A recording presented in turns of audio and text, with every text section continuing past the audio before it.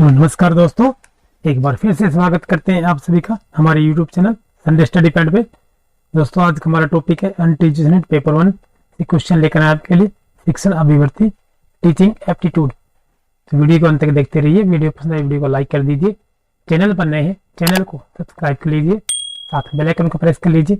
हमारी अन्य वीडियोस देखने के लिए नीचे डिस्क्रिप्शन में आपको लिंक मिल जाएगा, या फिर आप चैनल की प्लेलिस्ट में जाकर वहां से हमारी अन्य वीडियोस देख सकते हैं। तो चलिए दोस्तों, इसके आज के हमारे पहले प्रश्न में चलते हैं। आज का हमारा जो पहला प्रश्न जो आपकी स्क्रीन पर आ गया है, कि कक्षा में अध्यापकीय संप्रेषण के कुछ घटकों का उल्लेख निम्नलिखित है। भव्य, प्रभावी, सजीव, अविच्छिन्न, रोचक। तो निम्नलिखित में से कक्षा में अध्यापकीय संप्रेषण के घटकों का कौन सा मेल सर्वाधिक उपयुक्त है? ए बी सी डी से हमें सही बताना है, तो कौन सा हो जाएगा? ऑप्शन नंबर डी जो हमारा बिल्कुल सी हो जाएगा आंसर। ये सबसे पहले प्रभावी आएगा, फिर सजीव होना चाहिए, उसके पश्चात रोचक होना चाहिए। ये भव्य का कोई अविच्छिन्न ऐसा कोई होता ही है। अध्यापकीय संप्रेषण के कुछ घटकों का उल्लेख जो है इस प्रकार के होने चाहिए हमारे, कि प्रभावी हो, सजीव भी हो और रोचक भी हो। ऑप्शन नंबर डी जो हमारा बिल्कुल सी आंसर हो जाएगा।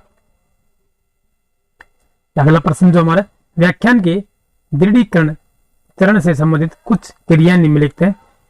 पुनर्निरीक्षण अथवा संक्षेपण करना, छात्र अधिगम की जांच करना, गृह कार्य देना, छात्रों के पाठ के प्रति रुचि जगाना, छात्रों के अन्वेषण के लिए अभिप्रेरित करना। इन क्रियाओं का उपयुक्त समूह क्रम होगा। ये कौन सा होगा? ए बी सी डी से हमारा 1 2 3 है, ये 2 3 4 है, 3 4 5 है, 1 3 5 है। इसमें से सही आंसर हमारा क्या हो जाएगा? व्याख्या के दृढ़ीकरण चरण से संबंधित कुछ क्रियाएं निम्नलिखित हैं। तो इसमें से सही आंसर हमारा दोस्तों ऑप्शन नंबर ए हो जाएगा। 1 2 3 हो जाएगा। देखिए, पुनर्निरीक्षण अथवा संक्षेपण करना, छात्र अधिगम की जांच करना और गृह कार्य देना। ये इनमें से दोनों में से कुछ नहीं हो जाएगा। 1 2 3 हमारा बिल्कुल सही आंसर हो जाएगा। चलिए अगला प्रश्न जो हमारा है, निम्न शिक्षण प्रक्रियाओं को क्रम में लिखें। वर्तमान ज्ञान को पिछले ज्ञान से संबंध करना, मूल्यांकन, पुनर्शिक्षण, उद्देश्यों की संरचना, सामग्री को प्रस्तुत करना। तो इसमें सही आंसर हमारा क्या हो जाएगा? A B C D. एक कूट भाषा में दिए गए हैं सभी क्वेश्चन जो है, और परीक्षा की दृष्टि से बहुत ही महत्वपूर्ण है। 4 1 5 2 3 शिक्षण प्रक्रियाओं को क्रम में लिखें। ये सबसे पहले क्या आएगा? उद्देश्यों की संरचना करना, फिर मूल्यांकन करना। देखिए सॉरी दोस्तों, वर्तमान ज्ञान को पिछले ज्ञान से संबंध करना, फिर हमारा सामग्री को प्रस्तुत करना, फिर मूल्यांकन, फिर पुनर्निरीक्षण। इस प्रकार हो जाएगा हमारा। सबसे पहले तो उद्देश्यों की जांच करना, फिर वर्तमान ज्ञान को पिछले ज्ञान से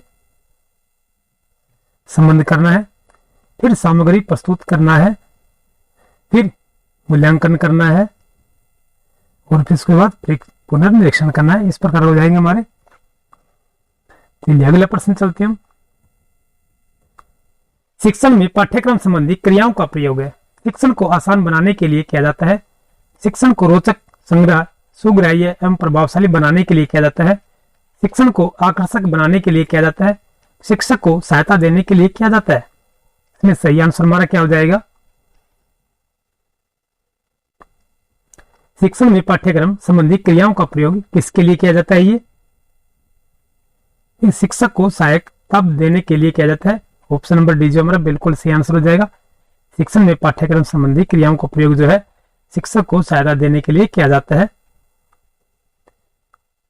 चलिए अगले प्रश्न चलते हैं हम।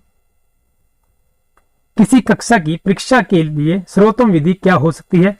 व्याख्यात्मक प्रश्न विधि, वस्तुनिष्ठ प्रश्न विधि, मौखिक प्रश्न विधि, वस्तुनिष्ठ एवं व्याख्यात्मक दोनों का मिश्रित रूप। इसमें सही आंसर हमारा क्या हो जाएगा?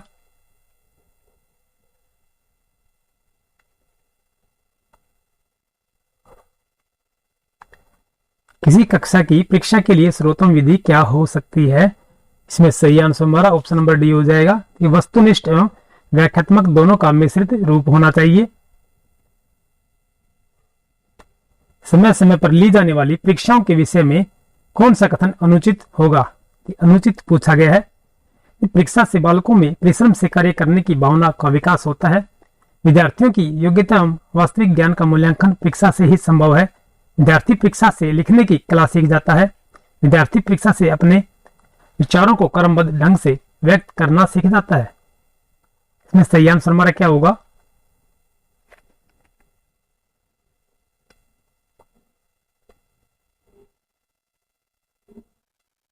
समय समय पर ली जाने वाली परीक्षाओं के विषय में कौन सा कथन अनुचित होगा? ये अनुचित पूछा गया हमसे। ऑप्शन नंबर डी जो हमारा बिल्कुल सही आंसर हो जाएगा कि विद्यार्थी परीक्षा से अपने विचारों को क्रमबद्ध ढंग से व्यक्त करना सीखता है। यहाँ पर शिक्षकों के कुछ गुणों का उल्लेख किया गया है। विषय वस्तु का ज्ञान, प्रभावी संप्रेषण, सुखद उपस्थिति, छात्रों के आदर का पात्र होना। किसी प्रभावी शिक्षक के गुणों के निम्नलिखित मेलों में से कौन सा मेल सर्वाधिक उचित है?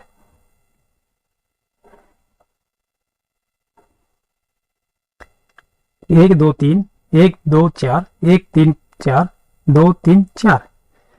इसमें सही आंसर हमारा क्या होगा?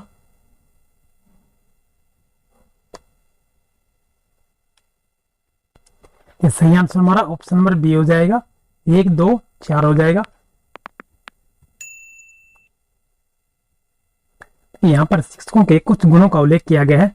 विषय वस्तु का ज्ञान, प्रभावी संप्रेषण, शुद्ध उपस्थिति, छात्रों के आदर का पात्र होना। इसमें सही आंसर हमारा क्या था?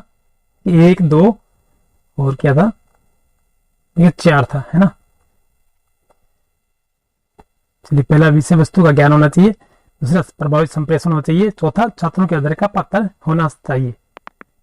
चलिए अगले प्रश्न चलते हैं हम। एक अच्छा अध्यापक हो सकता है यदि वह शिक्षण में सचमुच रुचि रखता है, विद्यार्थियों को नियंत्रित करना जानता है, अपना भविष्य जानता है, अभिव्यक्ति अच्छी रखता है। इसमें सही आंसर हमारा क्या हो जाएगा? एक अच्छा अध्यापक हो सकता है। किस प्रकार एक अच्छा अध्यापक हो सकता है? यदि वह अपना भविष्य जानता है। ऑप्शन नंबर सी जो हमारा बिल्कुल सही आंसर हो जाएगा।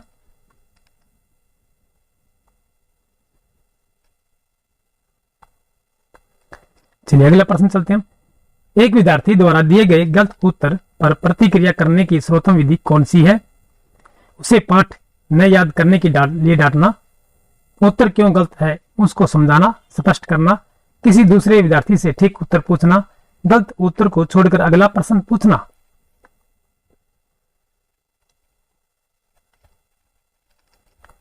इसमें सही आंसर हमारा क्या हो जाएगा?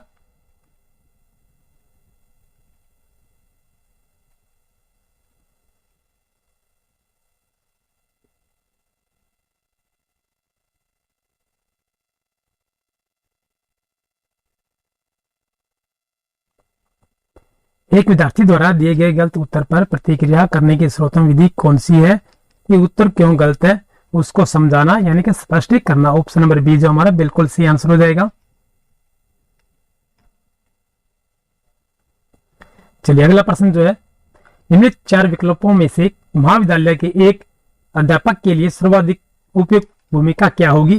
सामाजिक मुद्दों को छात्रों को समझाना, सामाजिक मुद्दों पर सही स्थिति स्वीकारने हेतु छात्रों को राजी करना, सामाजिक मुद्दों पर स्वयं निर्णय लेने की क्षमता के विकास में छात्रों की सहायता करना, सामाजिक मुद्दों के प्रति छात्रों की भावनाओं का पता लगाना। सही आंसर हमारा क्या हो जाएगा? निम्नलिखित 4 विकल्पों में से महाविद्यालय का पूछा गया है, कॉलेज के विषय में पूछा गया है कि एक अध्यापक के लिए सर्वाधिक उपयुक्त भूमिका क्या होगी? सामाजिक मुद्दों पर स्वयं निर्णय लेने की क्षमता के विकास में छात्रों की सहायता करना। तो ऑप्शन नंबर सी जो हमारा बिल्कुल सही आंसर हो जाएगा।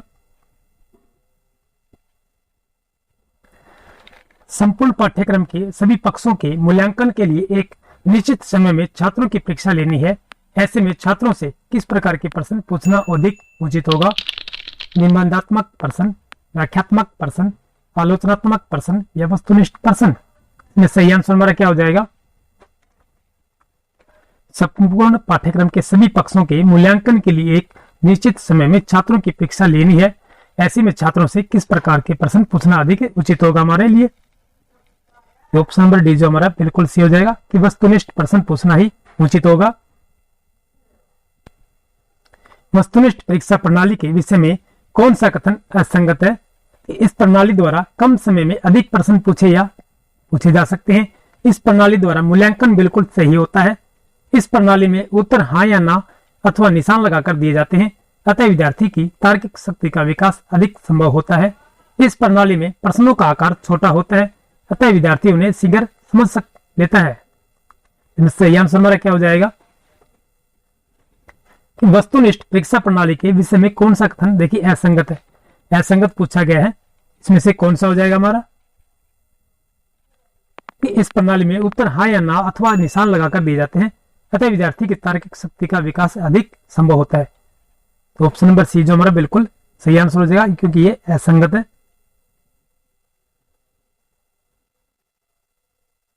दोस्तों ये हमारी छोटी सी वीडियो थी। वीडियो पसंद आई वीडियो को लाइक कर दीजिए। चैनल पर नए हैं चैनल को सब्सक्राइब कर लीजिए। हमारी अन्य वीडियो देखने के लिए नीचे डिस्क्रिप्शन में आपको लिंक मिल जाएगा, और इसके अलावा हमारी हिंदी की वीडियो अपलोड हो रही है, आप उन्हें भी देखिएगा। तो आपकी परीक्षा के लिए बहुत ही महत्वपूर्ण है। जो पिछली परीक्षा में पूछे गए प्रश्न है उन्हीं से संबंधित सारी वीडियोज है।